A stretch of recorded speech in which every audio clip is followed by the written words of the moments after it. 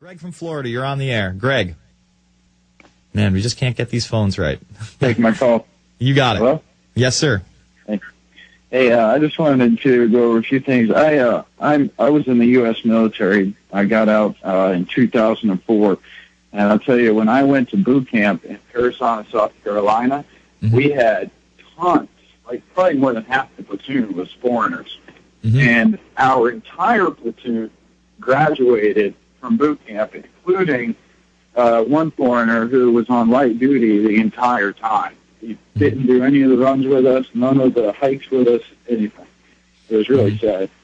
All right, well, also, Greg, why don't you, hold on one second. I just want you to speak to that. Why don't you explain to people, Alan, how we are now being, our military is being integrated with NATO and foreign military forces for this new global system? Well, under the plan for, I think it was called Fortress America, that was in the papers maybe 3 years ago, or 2005, in fact, they said that the Canadian forces, U.S., Mexican, and other Latin American countries were already amalgamating. But the second part of it all was, and you've seen this in the paper too, that not only will the whole of the Americas amalgamate, we've now to amalgamate also with the European Union community. So they're creating a new world army. That's been in the press, in the European papers, a world army, and every country will send members to it to be part of this world army. So this is all part of it. It's a multicultural force. I think about 15 years ago in the Council on Foreign Relations' own magazine, Foreign Affairs, they said they'd had world meetings to discuss how to create this new world army, because it was one thing, it was easier to get you to stand up for your old tribal emblems, your flag, etc., the songs and all that, and the uniforms, but how would they create a cohesive international army? And so they put whole groups of specialists on that particular problem at the Council on Foreign Relations. They're still working on it to create this integrated force. And as long as we pay them very well, as always, as Stalin said the same thing, and create the brotherhood idea that they're special, more special than the civilians, then they hope to use these techniques to bind them together into a truly international force. So it's quite right. We're going through that now. We have been for quite a few years.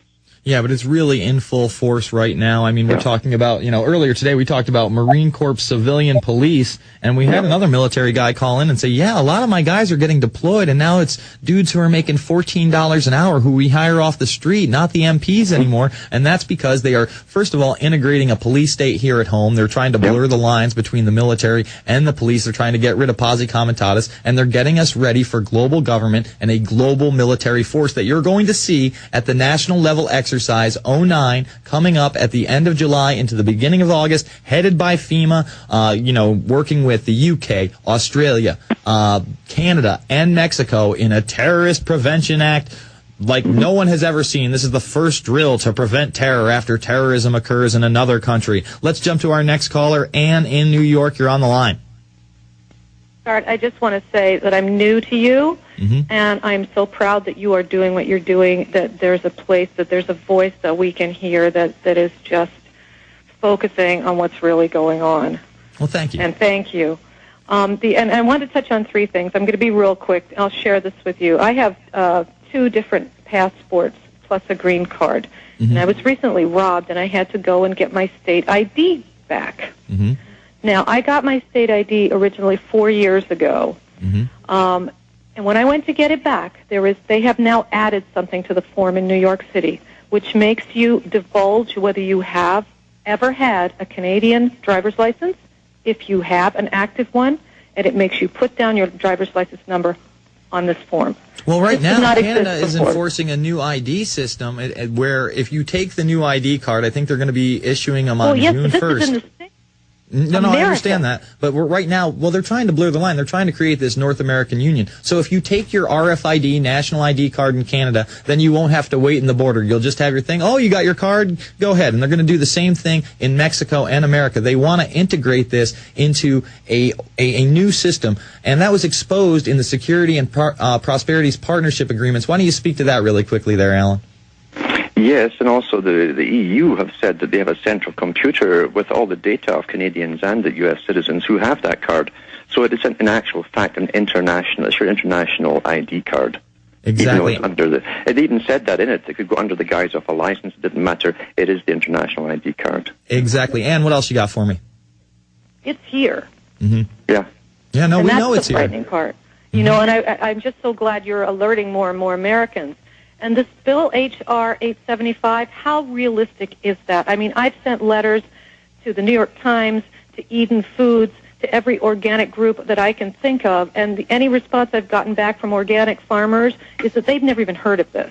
Well, that's absolutely correct. They haven't heard of it, and they're keeping it on the low, but it's as real as it gets. They always talk about it after they've passed some kind of legislation towards it. They have programmed us to think that GMO foods are going to save us, and you don't need organic farming. In fact, organic farming is bad because it doesn't go through the proper processes, and that's the reason we have swine flu and bird flu outbreaks and people are unhealthy. Meanwhile, these GMO foods are set out to destroy our immune systems, to really hurt us, to sterilize us. Speak to that, Alan.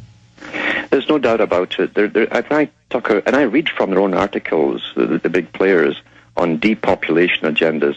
I keep asking the public, what do you think they mean by that? Just a wish list of things they'd love to do at Christmas time and Santa Claus would. They actually implement them. Mm-hmm. You cannot ask for volunteers, so you simply implement them. And you're quite right with the GMO food. I mean, look at all the guys behind Obama. He's even got guys there who work for Monsanto on his staff there, and in fact they put the bills forward for this particular one. And we've had it from the Economic Union, we've had it from Britain, from all the prime ministers. They want the GMO to be the sole ruler, basically, food-wise for the whole planet. That's the way it's been mandated. That's why no one can sue Monsanto anywhere. That's why doors open for Monsanto and judges know to leave them alone. It's a must-be, because as far as I'm concerned, you see, food comes under military-industrial complex. It's the oldest trick in the book. Control the food or the water, you control the people. Therefore, Monsanto is part of the military-industrial complex. Absolutely, and Ann, I hope you look into Codex Alimentarius. There's a lot of scary things within that. I thank you for the call. We've got Alan Watt of CuttingThroughTheMatrix.com on the line, and Bill, continue. Anyway, I just emailed that to Rob D. Mm-hmm. So I emailed you the copy of the letter that I had gotten from Jim Himes. Mm-hmm. But he was basically sitting there saying that, he doesn't, he's going to vote this down, so on and so forth. But he actually did address that thing in there pertaining to her husband. I called his office. Well, whether they're related or not, this is a bad bill. We should be able to grow our own. Oh, it's an awful bill. You're right. It's off the charts, awful, and we do need to oppose it. I thank you for the call, Bill. Alan, what are your closing thoughts on this bill? I mean, a lot of people are obviously concerned. We don't want Monsanto in charge of our food consumption, do we? No, but I think, to be honest with you, it already is. Monsanto, Archer Daniels, Midlands, and a few others, there's 5 of them altogether, were set up to take over and be the big agribusiness companies for the entire planet. They're in every country across the planet, doing the same things at the same time. And we've had top politicians, prime ministers, come out in Europe saying that they're going to make it, give it a complete go-ahead to be GMO, everything GMO. The United Nations, remember, the Department of Agriculture said when they were set up that their job eventually was to distribute all food across the world to every bloc. That's the US bloc, the European bloc, etc. And they said that will be used as coercion to bring down their populations. You won't get more rations if you have more populations. They'll simply reduce it.